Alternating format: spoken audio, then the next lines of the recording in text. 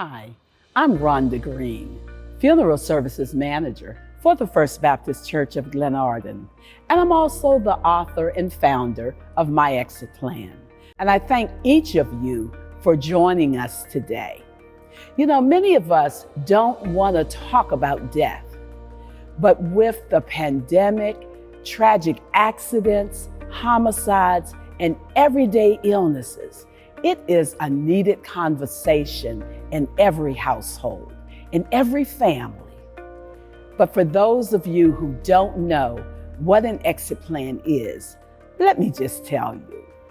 An exit plan is a combination of completed documents that include your final wishes and important information that will be needed to carry out your arrangements when death occurs. Your will and your trust. If you have a trust, you may need a pour-over will, your power of attorney and medical power of attorney, your advance directive, military discharge, marriage license, divorce decree, banking documents, deeds to your property, insurance policies, birth certificates, and titles to your vehicles. Now that I've told you what an exit plan is, let me just tell you why you need to have one. When you don't have an exit plan, you run the risk of your family losing property, you run the risk of your family becoming divided, and of course, since they are running around at the last minute trying to figure out what they need to do, there is no time for closure.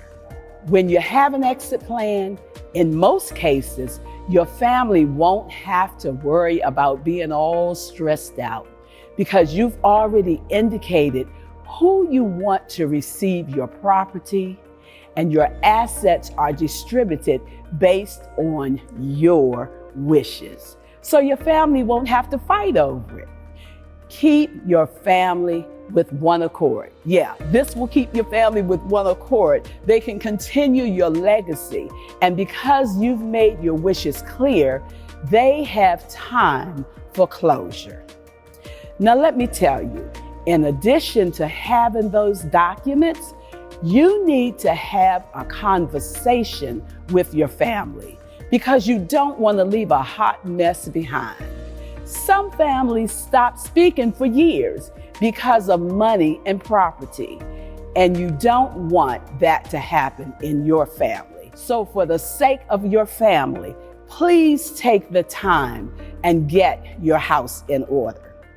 Now, here are a few tips I want to leave with you. Make sure you update your documents periodically. If you had a previous spouse, update to your new spouse. If your spouse is deceased, update. And make sure your parents have an exit plan and help them update. You should have a conversation with your adult children so that they will understand the need for a plan. Make sure they designate a beneficiary on their job or on any policy that they may have. Choose your beneficiaries wisely.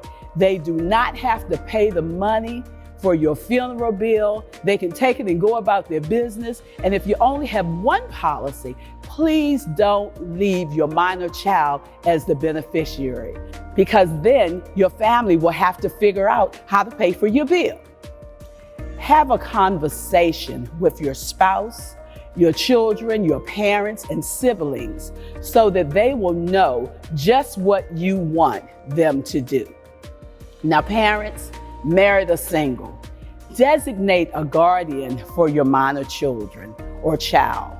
I want to talk about making arrangements because a lot of us forget about that. Select a funeral home. Let your family know what type of service you want. Do you want an open casket, a closed casket, direct cremation, full service, a memorial service, a graveside service, or no service at all? Do you want to donate your organs, or do you want to donate your whole body?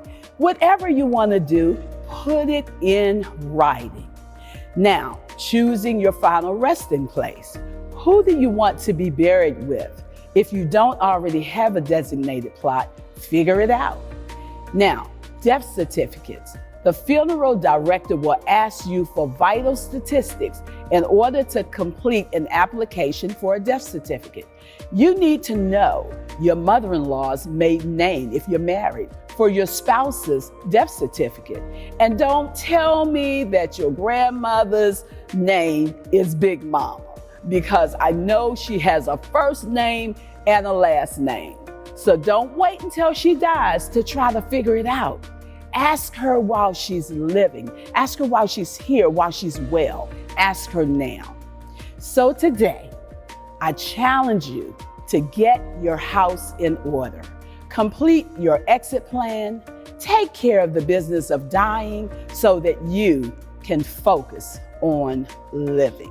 If you want to know more information about my exit plan, if you want to purchase my book or the workbook, you can visit my website at rhondagreen.org. That's RHONDAGREEN.org.